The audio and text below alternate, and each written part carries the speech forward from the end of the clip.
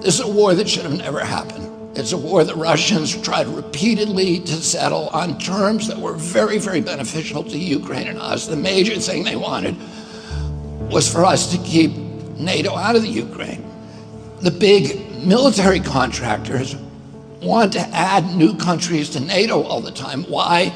Because then that country has to conform its military purchases to NATO weapon specifications, which means certain companies, Northrop Grumman, Raytheon, General Dynamics, Boeing, and Lockheed, get a trapped market.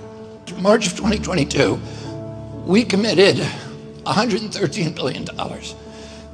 Just to give you an example, we could have built a home for almost every homeless person in this country.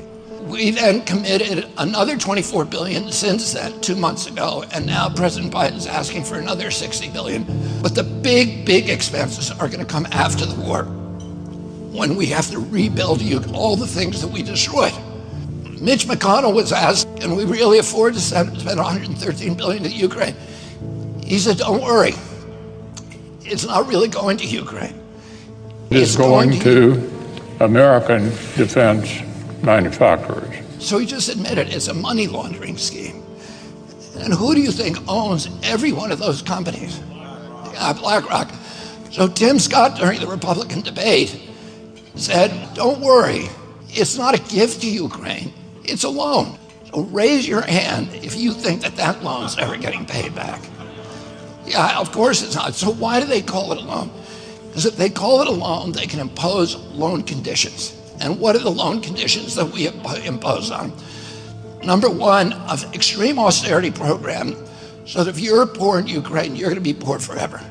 Number two, most important, Ukraine has to put all of its government-owned assets up for sale to multinational corporations, including all of its agricultural land, the biggest single asset in Europe.